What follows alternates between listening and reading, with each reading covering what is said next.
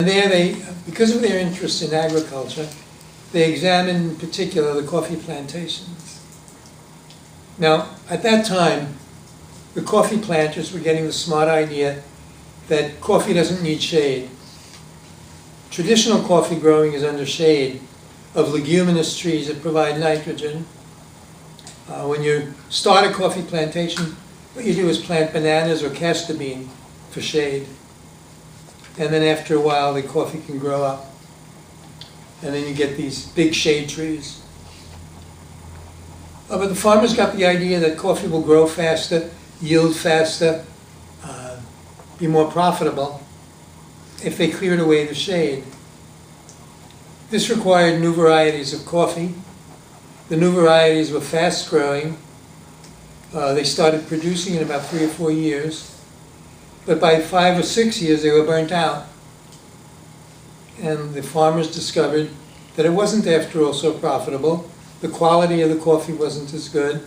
Prices weren't as good. And from the government's point of view, growing coffee under shade was one of the ways of keeping forest on the mountains. So it was an economic subsidy. They didn't have very much interest in the coffee itself, but in the vegetation. So then people start reverting to a heterogeneous coffee forest. And here's where Yvette's work comes in. What she did was do surveys of the insects and found that once you restore the coffee forest, it has about 90% of the insect diversity that you would find in a natural forest in that area without coffee. This is important because in Central America in particular, we're interested in preserving diversity while allowing production. Back on Lobos Key, the lion ants were beginning to spread into the landing strip because the vegetation was beginning to grow.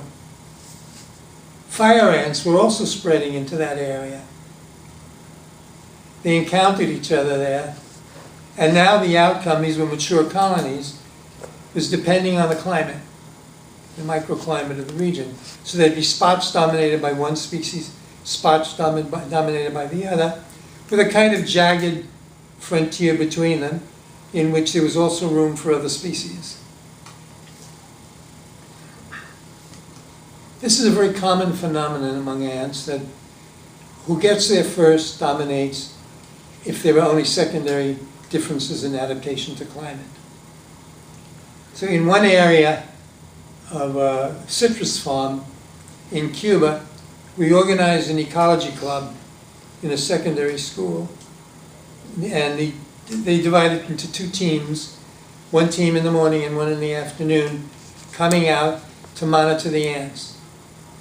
What we found was that the whole farm was divided into very large fields of about 1,500 trees, some of them dominated by one or the other species, some dominated by a jagged diagonal line between them, separating the 2 species.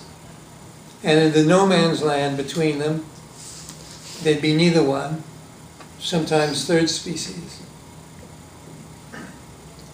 The little yellow ant is much nastier than the fire ant to the coffee workers, so they had a stake in getting rid of them. We couldn't get rid of them. What we could do is, if you clear a region of ants and let the one you like get in, it can keep out the other. It will then have the advantage of size.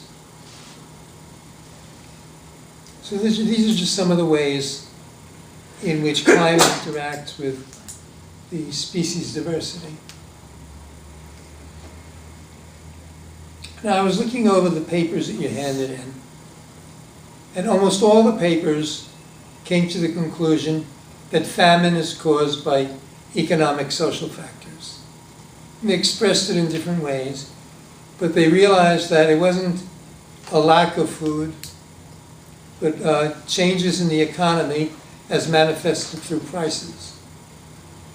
Now, there was work earlier by Amartya Sen, which showed that the Great Bengal famine was determined by prices. I started looking back at prices in the late Middle Ages. and found that the variation over the course of a century was not all that much, be about 100% over 100 years. The prices would vary, but with much longer range events, not with short-term fluctuations in yield. So this supported the idea that we'll come back to later, that in pre-capitalist societies, abundance is determined more by production, prices then following production later. Under capitalism, production is determined by prices. And I'll give you evidence, statistical evidence for this later on. But also you get much bigger fluctuations in price. The fluctuation in yield is much less than the fluctuation in price. In the 70s, we had a rice famine where the price of rice went up 5 or 10-fold. The yield in rice can vary 2 or 3-fold. So this is typical that agricultural production, in spite of drought, in spite of insect pests, in spite of the disruption of war, varies only a few-fold, where the abundance due to price varies many-fold. So this generally supported the viewpoint of those who argued that famine is caused by the economy, by social relations. And the prices that are varying are not agricultural prices, but prices from off the farm. For instance, the price of fuel determines how much mechanization and how much you can run your pump to pump water. So there is dependence on the environment, but now it's an economic environment. Okay, one paper was devoted to the predator-prey relation and set out the scenario where if the prey increase, this will increase the predators. And if it increases the predators, they eat more prey, so the prey go down again.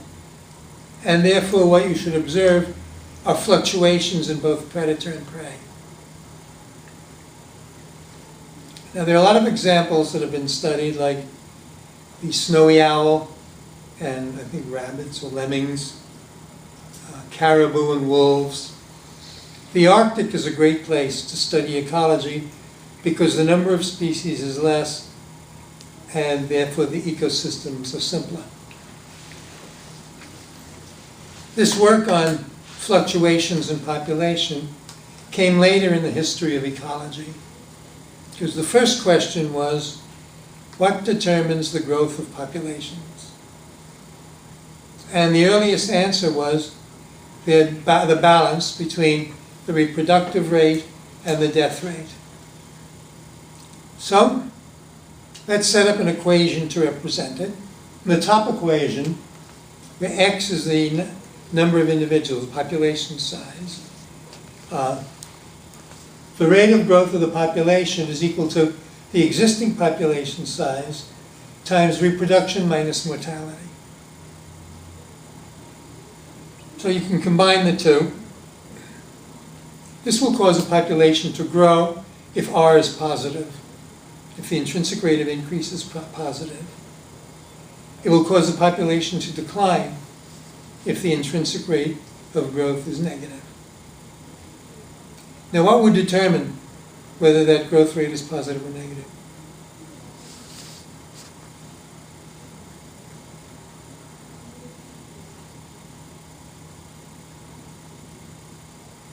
No suggestions? Yeah? If you increase the production, the growth rate will be positive. If what? If you increase the production, the growth rate will be positive. Right, but now we're talking about wild populations. So it's increased reproduction of a wild species. For some of the ants, it'll be how many seeds you can gather. For owls, it might be how many lemmings are available.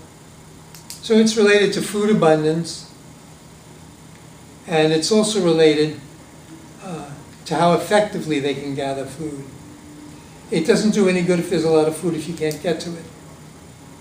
So for instance, on the desert, seeds fall, and some of them land in the crevices in the ground. And in that case, birds aren't able to penetrate. But rodents can. And if the crevices are smaller, then only ants can get in there. And so even though it's the same resource, seeds, it's divided up by the harvesters according to the accessibility. So that's one of the ways. Another is how quickly the seed germinates or decays. If it's animals who are predators hunting on adult animals, then it depends how big the prey are. This is particularly important in fish, that small fish are extremely vulnerable. They're eaten by the tens of thousands. Large fish are relatively resistant, and their survival is longer. They can last for decades. So fish traditionally live long. So it's important for a species to get over this vulnerable period when the young can easily be eaten. Among herd animals, the young caribou or deer are pruned off by the predators who follow the herds. Okay, so the fecundity of the reproducing animals is important. And that again will depend on the abundance of food, its accessibility, and the length of the reproduction season for some of them. Some have a very specific reproductive season, and they'll only produce one brood of offspring.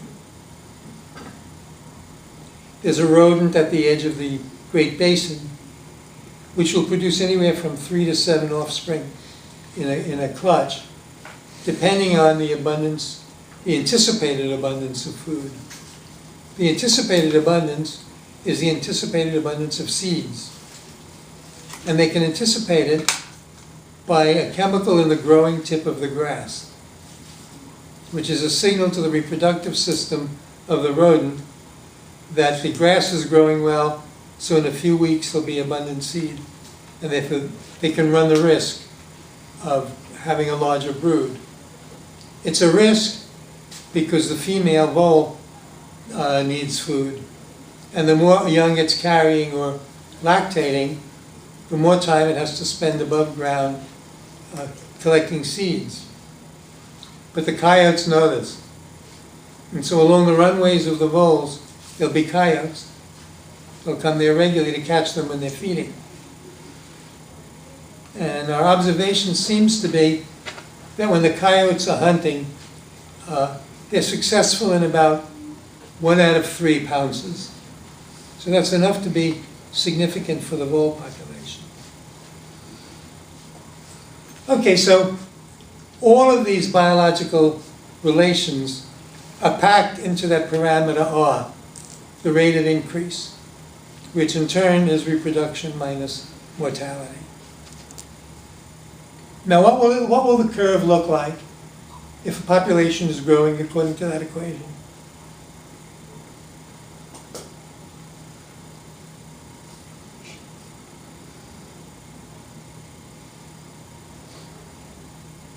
Is it a U-shaped curve? Well, it's an exponential, it's rising. I guess it's a J shape is more accurate. Now, if you take the logarithm, or it's an exponential, which means that x is equal to e to the RT, where t is the time. Now, what's interesting about that is that t can be measured in generations. And the generation time is as important, turns out to be more important than the number of offspring per reproductive cycle. But in reality, we do not observe exponential growing of populations. Actually, you see that eventually or they distinct or it come to status quo, but you do not see exponential growth. I think the only exception to this rule is the human that's actually going and going and going, but when you look around in nature, you do not see a population that's... So you're jumping one step ahead, and what you're saying is the model doesn't work. It's nice. But it's Yeah, okay. So we have exponential growth, but. Now, in the history of microbiology, they used to plate out bacteria and watch their growth rate.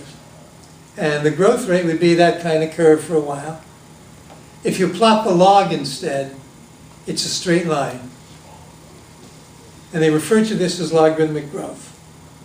So you plot the logarithmic growth of a bacterium on different kinds of food, and you use that to identify the species. Because bacteria don't have that many morphological traits.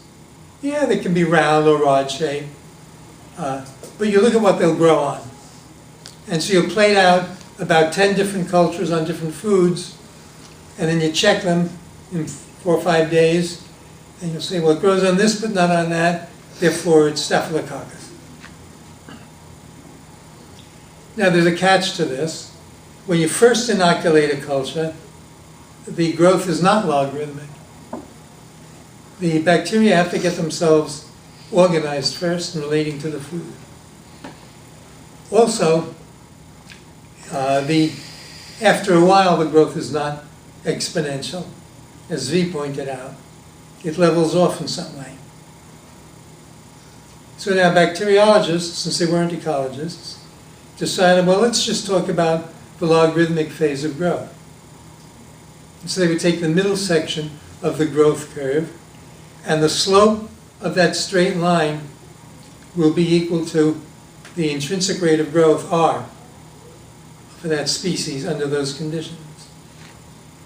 You could also fiddle with it with temperature and other things. So are there any questions this far? So we'll take a break, and after the break, we'll come to Zvi's question. But what if populations don't grow that way?